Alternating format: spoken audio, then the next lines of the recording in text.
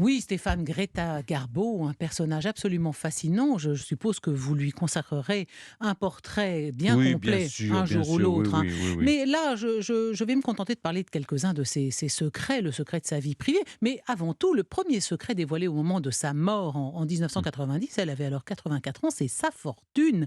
Elle est morte riche à millions. Parce que 3 mois après sa mort, Sotheby's a mis en vente les œuvres d'art qui agrémentaient son appartement new-yorkais. Il y avait des Renoir, des Bonnard, des Vuillard, des Van Dongen, Mais hein, comment c'est pour des possible? sommes folles. Et elle a laissé à sa nièce Gray Ricefield une fortune. Alors j'ai fait le calcul parce que je voulais voir ce que ça donnait en dollars courants, si j'ose dire. Une fortune qui représenterait aujourd'hui 62 millions de dollars.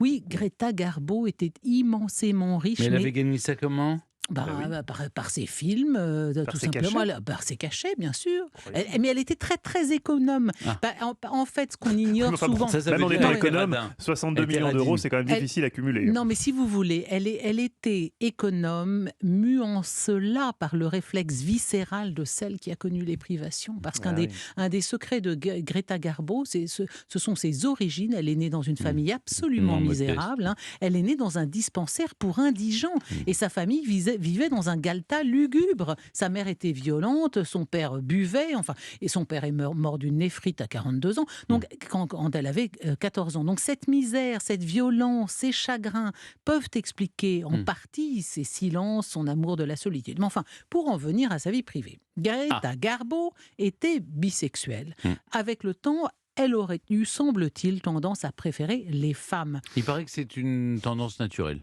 Ah oui, c'est vrai? Oui, ouais, bah, les femmes sont souvent déçues des hommes. Ah oui. Oh, J'en connais bon. quelques-unes, pas Ah, vous? Vous faites des généralités, Stéphane. Non, non, mais je non, vous non, assure, non, oui. moi, pas du Mais tout. mais Pas du quand tout. même, elle a eu dans enfin, vous me parlerez de Massimo Gargi à un autre moment. Bah, alors, bon, Oh, elle a qu'est-ce une que histoire. c'est que ce Alors, elle dossier, a eu, Massimo qu'est-ce que c'est que Gardia? cette histoire? On fera une émission là-dessus. En tout cas, moi, je reste sur ses relations avec des femmes. Elle a eu une histoire d'amour doublée d'une relation épistolaire de 60 ans avec l'actrice Mimi Polak.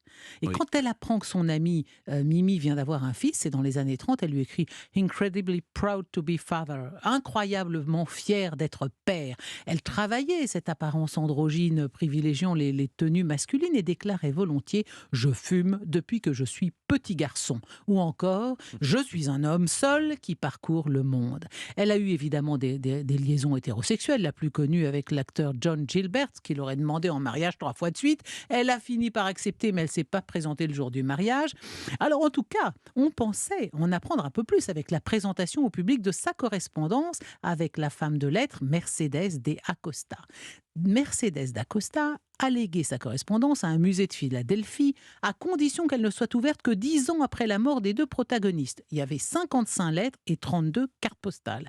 Et comme d'Acosta affirmait avoir eu une liaison avec Marlène Dietrich et Isadora Duncan, elle laissait aussi entendre qu'elle en aurait une avec Greta Garbo. Et donc les fans de la divine pensaient que quand cette correspondance serait publiée, il y aurait des potins croustillants qui feraient la lumière sur l'ambiguïté de la vie sexuelle de leur idole. Déception. Rien dans ces courriers ne fait état de liaison charnelle entre les deux femmes. Alors que contiennent ces lettres? Beaucoup de détails sur la vie de tous les jours, sur les événements ayant trait aux célébrités de l'époque.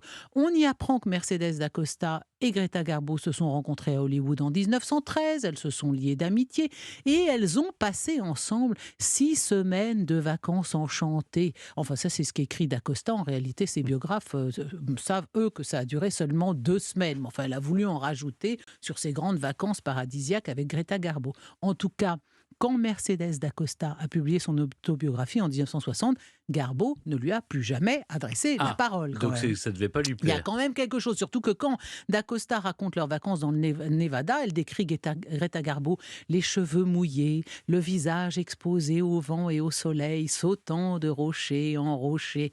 Bon, voilà, enfin, ce qu'elle veut dire, c'est Un cabri, quoi. qu'elle est belle, quoi. Voilà.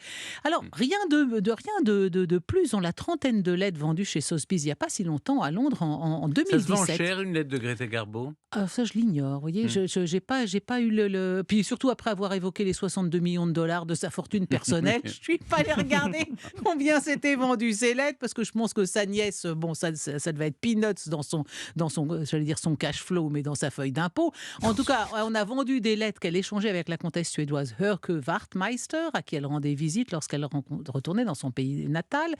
Et ce qui frappe dans ces lettres, une centaine de pages, qu'elle écrit à cette amie en suédois, et elle écrit sur sa solitude, sa dépression, son mal du pays, son désir d'échapper à l'industrie du film et à la célébrité. Je suis presque toujours seule et je me parle à moi-même. Je roule jusqu'à la plage pour m'y promener, c'est toujours merveilleux, mais c'est tout. Voilà ce qu'elle écrit en 1939 à Beverly Hills, en Californie, où elle réside alors. Alors, quand même, je vous ai quand même déniché un petit scoop dans la correspondance de Mercedes d'Acosta et Greta Garbo. Eh oui, parce qu'on y a retrouvé une empreinte des pieds de Greta Garbo, découpée dans du papier.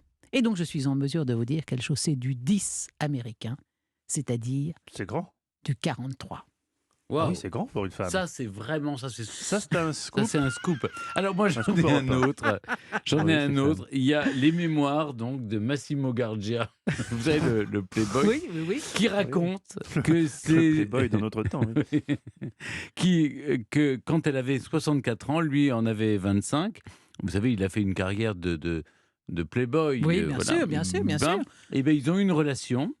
Et il trouvait en Greta une femme extraordinaire, avec une aura, une classe folle que tout le monde admirait. L'actrice voyait en lui un ami, un soutien, qui ne lui parlait pas de cinéma et de sa popularité, qu'elle ne supportait plus. Elle couchait avec moi pour me faire plaisir, mais elle n'était pas passionnée, a-t-il écrit dans ses mémoires. Voilà. Et ça c'est quelle est la source, Stéphane? Ah ben, la source, c'est Les lui-même. mémoires de Massimo Gargia. Gargia. Ouais. Les Oui. mémoires d'un jet-setter,